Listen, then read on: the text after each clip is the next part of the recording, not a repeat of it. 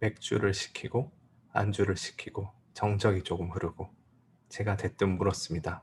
혹시 지금 녹음하고 계십니까? Y 팀장은 눈에 띄게 당황을 하면서 자신의 폰 액정을 보여주었습니다. 전혀 그렇지 않다고. 그러자 저는 Z 대표님과 이야기를 나눴는데 여러모로 찝찝한 것들이 해결이 되지 않았다. 아마 그만둘 수도 있겠다는 이야기를 하였습니다. 그러자 Y 팀장은 땅이 꺼지도록 한숨을 푹 쉬면서 제가 정말 죄송하다고, 이건 정말 월가제 팀장님과 저만의 비밀이라고 하며 이야기를 꺼내놓기 시작했습니다. 사실 Z 대표님이 저희 친형입니다. 순간 어안이 벙벙했습니다. 아니, 왜? 아니, 어떻게? 전혀 닮지도 않았고 성도 다른데?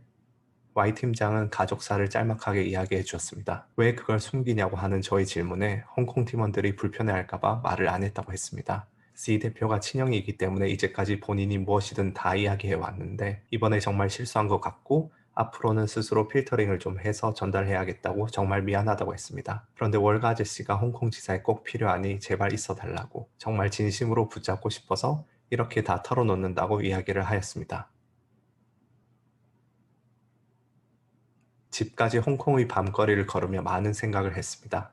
홍콩의 밤은 언제나 묘하면서도 향락적인 정취가 있어요. 한편으로는 여러 가지 의혹들이 해소가 되어 시원하기도 했고, Y 팀장은 분명히 사람은 나쁜 사람이 아니라는 생각이 들었습니다. 그걸 떠나 어차피 저는 막다른 길목에 와 있었습니다.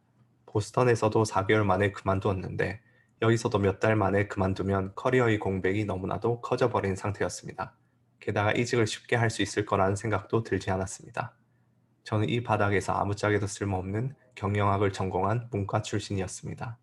이미 급속도로 자동화되고 수학 및 컴퓨터 과학 전공자들이 장악해 나가는 트레이딩 업계에서 코딩도 못하고 수학 기본도 되어 있지 않은 제가 무엇을 할 수 있겠나 싶었습니다. 원래 저희 계획은 여기에서 그런 것들을 공부해 가면서 커리어를 서서히 이과 쪽으로 전환해 나가는 것이었습니다. 돈 몇 푼 더 버는데 눈이 멀어 시카고에서 허송세월하고 보낸 제겐 남아있는 선택권이 없었습니다. 실력이 없는 자는 그저 흐름에 스스로를 맡길 수밖에 없을 뿐이었습니다. 도대체 어디서부터 잘못된 것일까? 내 어떤 잘못을 한 것일까? 어둠 속에서 계속해서 되뇌었습니다. 분명히 20살부터 제 삶의 주도권은 온전히 제가 쥐고 길을 걸어왔다고 생각을 했습니다. 힘든 일들은 많았지만 거의 다 제가 스스로 내린 결정들의 후폭풍들이었습니다.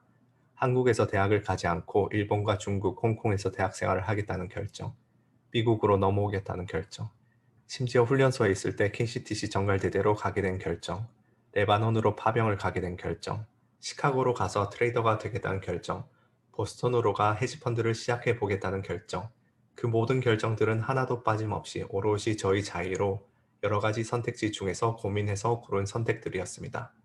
그러나 지금의 저에겐 스스로가 걸을 길을 마음대로 결정할 주도권이 없었고 앞에 놓인 선택지도 없었습니다. 저희 욕망이 저희 그릇과 분수에 비해 지나치게 앞서 모든 일들을 그르쳤다는 생각을 했습니다. 그리고 동시에 지금도 그것을 머리로 인지하면서도 아직도 마음속에서 일렁이고 들끓는 것들을 잠재우지도 못했다는 생각도 했습니다. 내가 해결하지 못한 내 안의 이 패러독스가 나를 그르쳤구나. 그런 생각을 했습니다. 어찌되었든 Y팀장과 서로 속을 터놓고 이야기를 하고 난 후 저희는 팀원들에게도 모종의 비밀을 공유한 사이가 되었고 C 대표에게의 보고도 서로 조율하는 사이가 되었습니다. 이전에는 언제나 무언가가 찝찝하고 의문스러웠었는데 그래도 이제는 조금이나마 마음이 편해졌다는 생각을 했습니다. 그러나 한 주 한 주 홍콩팀이 운용할 자금을 보내주겠다던 C 대표의 말은 계속해서 지체되었고 제 인내심은 바닥이 나고 있었습니다. 자금과 관련한 C 대표의 말은 종잡을 수가 없었습니다. 런던의 본사에서 자금을 기다린다고 했다가 200억이 있다고 했다가 500억이 있다고 했다가 3억이면 되겠냐고 했다가 이야기가 오락가락했습니다. 언제 한 번은 제가 서울에 있을 때 토요일 밤에 전화가 와서 혹시 현금 3억 정도를 주말 동안 가지고 있을 수 있냐고 했다가 아니다라며 끊어버린 일도 있었습니다. 그렇게 매주 다른 이유를 대면서 자금을 보내주는 일을 지체하는 것이 반복되어 이미 가을도 중반에 접어들고 있었고 저는 거의 빚 독촉자가 된 느낌까지 받을 지경이었습니다. 그동안 나름 홍콩에 익숙해지려 노력했습니다. 홍콩은 한국과도 미국과도 다른 묘한 분위기와 정치가 있었습니다. 밤이 되면 퇴폐적인 환락의 도시인 것처럼 보이면서도 또 한편으로는 현대적이면서도 건물들의 외관은 잿빛으로 옛 홍콩 영화의 느낌을 담고 있었습니다. 그러한 해프닝들을 겪으며 업계 사람들도 만났습니다. 좋은 사람들도 만났고 좋지 않은 사람들도 만났는데 그게 별 차이가 있는 것인가 싶었습니다. 아직도 제 뇌리에 강하게 박혀있던 어느 날이 있어요. 그날은 홍콩에서 유흥을 처음이자 마지막으로 겪어본 날이었습니다. 홍콩에 도달한 지 한 달 반이 흘렀을 무렵 홍콩 금융계의 여러 사람들과 술자리를 갖게 되었습니다. 술을 2차까지 마시고 사람들끼리 어디로 갈까 논의하기 시작했는데 몇 명이 눈빛을 교환하더니 몽콕이란 곳에 가기로 합의가 되었습니다. 택시를 타고 그곳에 당도했는데 각종 네온사인과 야청회라는 간판, 그리고 벗은 여자들의 사진이 즐비한 것으로 미루어 보아 소위 말하는 홍등가에 온 듯 했습니다. 저는 그러한 유흥업소를 C대표를 만나고 처음 경험해 봤었는데 C대표와 간 곳은 그래도 옆에서 술만 따라주는 정도여서 이 정도면 참고 회사 생활을 할 만하다는 생각을 했었습니다. 하지만 몽콕을 방문하고서 C대표가 참 점잖게 놀았다는 것을 깨달았습니다.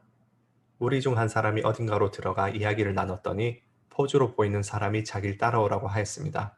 골목골목을 지나 계단을 올라가더니 별도의 건물로 들어갔습니다. 그곳에서는 넉살 좋아 보이고 덩치가 큰 홍콩 남자가 우리에게 유창한 영어로 시스템을 설명해 주었습니다. 30분에 홍콩 달러로 400달러고 원하면 더 추가하면 된다고 하였습니다. 홍콩에서 이런 것을 운영하는 건 불법이지만 소비하는 건 불법이 아니니 경찰이 오더라도 걱정하지 말라고 안심을 시켰습니다.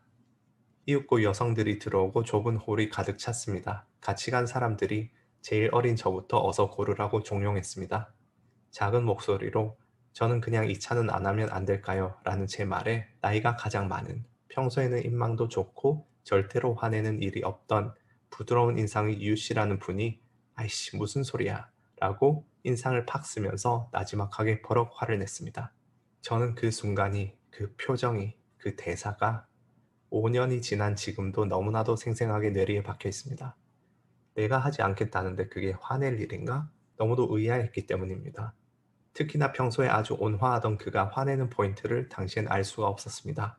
함께 온 사람들의 분위기가 얼어붙었고 한국어를 모르는 홍콩 포주는 저를 빤히 바라보았고 마찬가지로 수십 명의 여성들이 저를 바라보았습니다.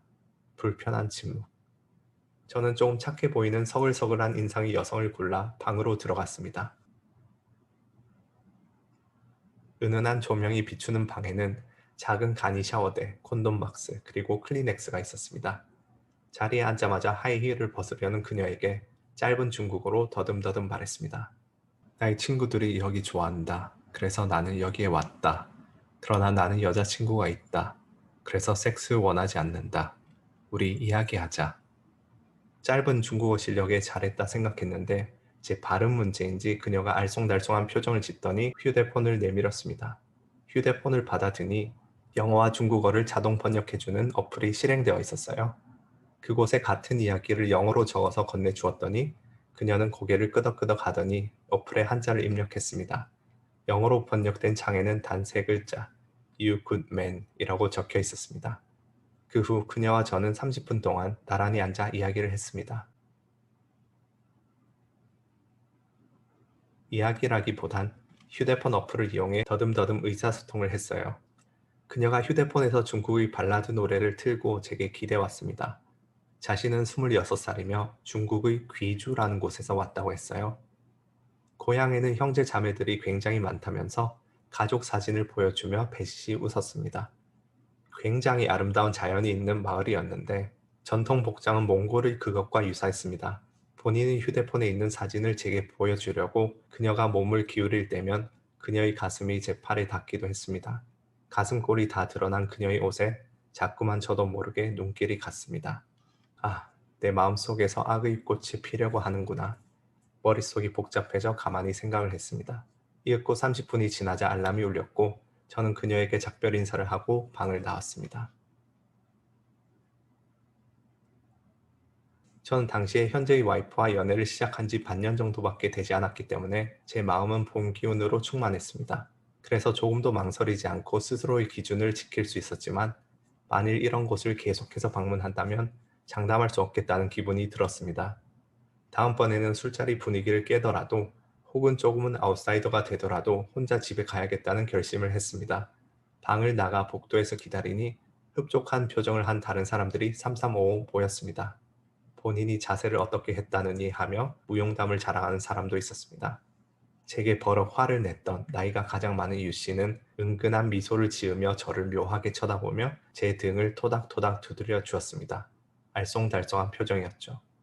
무슨 의미인지 도저히 알 수가 없었습니다. 각자 택시를 잡아 타고 집으로 돌아갔습니다. 새벽이 깊어가는 시간, 집으로 돌아가는 길에 생각했습니다. 유 씨가 버럭 화내던 모습과 묘한 표정으로 등을 두드리는 모습이 뇌리에 스쳤습니다. 어느 정도 이해가 되었습니다. 그는 저라는 존재가 불편한 것이었습니다. 혼자서 고고한 척, 깨끗한 척 하는 것이 불편한 것이었습니다. 융으로 점철된 한국과 홍콩의 금융계 반문화. 물론 처음부터 그것을 좋아하는 사람도 있겠지만 대부분의 사회생활 초년생 젊은이들은 누구나 처음에는 그런 곳은 근처에도 가지 않겠다고 결심을 할 것입니다. 하지만 유흥이 일상인 분위기에서 지내면서 유흥을 너무나 좋아하는 상사를 모시면서 그렇게 근처에도 가지 않는 건 불가능한 것임을 알고 나서는 그런 장소에는 가되 적당히 분위기만 맞추고 2차인 매춘까지는 하지 않겠다고 생각을 할 겁니다. 그러나 인간의 가장 근원적인 욕망과 그런 식의 살얼음판 싸움을 한두 번도 아니고 지속적으로 하며 살아남을 강한 사람은 그렇게 많지 않습니다. 외로움으로 몸부림치는 가을에, 애인과 싸우고 헤어진 어느 봄날에, 와이프와 사이가 틀어질 대로 틀어져 출장을 나온 어느 여름밤에 한 번의 실수가 판도라의 상자를 열게 되는 것입니다. 그 어떤 배덕감도 처음 한 번이 불편하지 두 번째부터는 기하급수적으로 잊혀져 가기 마련입니다. 아니, 오히려 배덕감은 어느 순간부터는 더더욱 쾌락을 짜릿하게 만듭니다. 그리고 이미 저질러 버린 일에 대해서는 자기 합리화라는 심리적 방어 기제가 작동하기 때문에 두 번째, 세 번째부터는 의식이 그저 흐려져 버립니다. 어느새 유흥이 일상인 중년의 자화상을 가지게 되는 것이겠죠. 그런데 이 새파란 놈이 깨끗한 척, 고고하게 본인은 이 차는 하지 않겠답니다. 제가 다니는 회사가 아직 자금조차 제대로 들어오지 않은 뭔가 뒤숭숭한 회사란 것을 알 수 없는 그들로서는 어떻게 이 30대 초반의 새파란 놈이 홍콩 지사장이자 전무라는 직함을 가진 것인지조차도 이해가 되지 않는데 말입니다. 제 존재는 그들이 걸어온 삶과는 다른 대안이 있었을지도 모른다는 가능성을 대두시킵니다. 죄책감을 지우는데 작용했던 가장 강력한 명분은 다들 그런다는 것, 이렇게 하지 않으면 성공하지 못한다는 것, 직장 생활 하려면 어쩔 수가 없다는 것, 그런 논리들이었으니까요. 그렇게 어쩔 수 없다는 자기 합리화를 해온 그들 앞에서는 매춘을 하지 않고도 그들의 리그에서 성공하는 이질적인 존재가 있으면 아니 되는 것입니다. 그 존재는 그들도 다른 길을 걸을 수 있었지만 결국 본인들의 욕망에 함락당해 왔다는 진실, 자기 합리화의 늪에 빠져 있었다는 진실, 그 불편한 진실들을 증명하는 존재니까요. 그러니까 버럭 화가 나는 것이고 화를 내서라도 너도 우리와 별반 다를 바가 없다는 것을 관철해야 하는 것이었습니다. 택시를 타려는데 등을 두드리며 묘한 웃음을 짓던 행위는 너도 우리와 한 배를 탔다는 동지의식, 웰컴 투 더 리그라는 표현이었겠지요. 결국 저는 제가 생각하는 저만의 기준을 지켰고 끝내 한 번도 매춘을 하지 않고 살아왔습니다. 하지만 그들의 리그에서 성공하지도 못했고 처절히 실패했으며 당시 제가 할 수 있는 저항은 그저 옆에 앉은 여성에게 손을 대지 않는 정도에 그쳤으니 그들은 그 사실에서 위안을 삼고 자기 합리화를 계속해 나갈 수 있을까요? 모르겠습니다. 하지만 한편으로는 그런 그들을 제가 과연 성토할 수 있을까요? 매춘이란 행위를 재단할 수 있을까요? 예전의 20대의 저였다면 단칼에 그랬을 것입니다. 자존심이 너무나도 강했던 저는 실제로 도덕 기준이 강해서가 아니라 오로지 도덕적 우월감이 주는 쾌감에 심취하기 위해서 매춘을 하지 않고서 그들에게 고고한 태도를 알량하게 유지했을 테니까요. 그러나 30 중반을 넘어 40을 향해 가는 지금은 알고 있습니다. 제가 걸어온 길과 제가 내린 결정들은 결국 제가 맞닥뜨린 삶의 경로와 제 삶에 들어왔던 숱한 사람들과의 상호 교류를 한 끝에 생겨난 우연한 결과물일 뿐이지 제가 특별히 자부심을 가질 만한 인격을 가지지 않았다는 것을, 특정한 환경에서 특정한 조건이 갖춰지면 저도 망설이며 바지춤을 내릴 것임을, 저라는 인간의 알맹이 그 본질은 도덕적으로 더 낮지도 깨끗하지도 않은 언제나 욕망에 몸부림치면서도 사회적인 관계에서 오는 억제력과 아직 조금은 남아있는 자기애로 살얼음 반을 걷고 있는 비겁하고 나약한 존재라는 것을 압니다. 제가 그 나이든 유 씨와 같은 경로를 살아왔다면 마찬가지로 행동하였을지 아니면 더 심하게 행동했을지는 모르는 일입니다.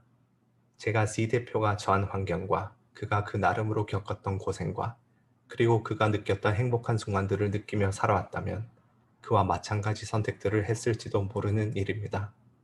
결국 유 씨도 또 다른 저, C 대표도 또 다른 저, Y 팀장도 또 다른 저일 뿐인 것입니다. 이 이야기는 결국 나일지도 모르는 그들과 그들일지도 모르는 나, 그 숱하게 많은 나들의 이야기입니다.